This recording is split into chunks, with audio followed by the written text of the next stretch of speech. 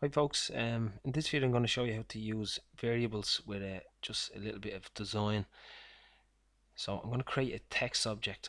Actually, the first thing I need to do is go into settings, variable overview, or control alt V, and create the variable. I've already created one here called vShow. So I'm just going to come back out here. I'm going to create a text object saying show pivot. Go into font. I'm going to change the color here and underline it. Just going to drag it over to the just above here.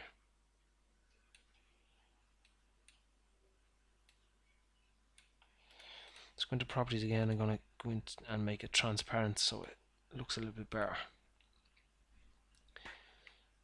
So you can see now we have it's basically like a button, but I'm just going to go back into properties and I need to add an action to this to basically show what we want to show. So I'm going to add an action in external.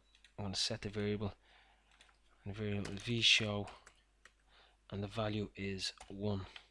Then go into layout, show conditional, vShow equals 0.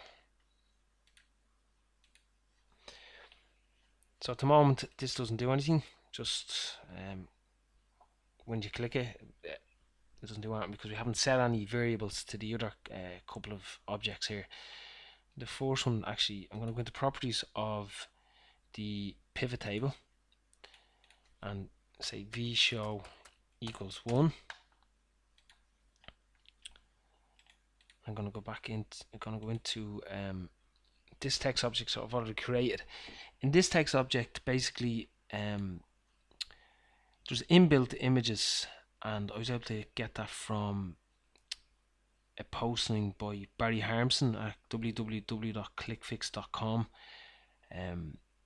He actually, there's a book coming out on November 15th, I think, or the middle of November of 2012, called Qlikview 11 for developers.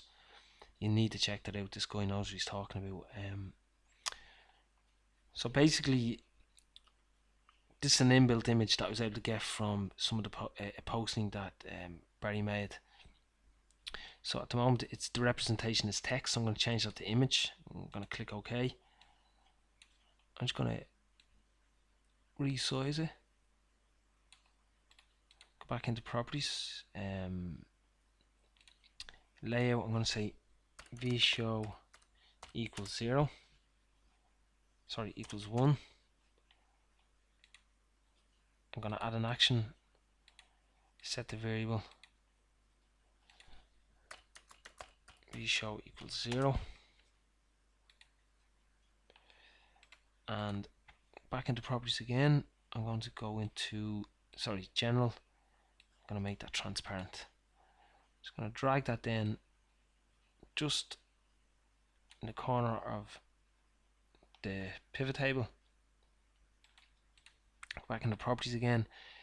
I'm going to go into layout and I'm going to say top so that it's above the. So if I click this button, you know, you can see that it's closed, not just that object but the pivot table. And if I click on show pivot, it's going to show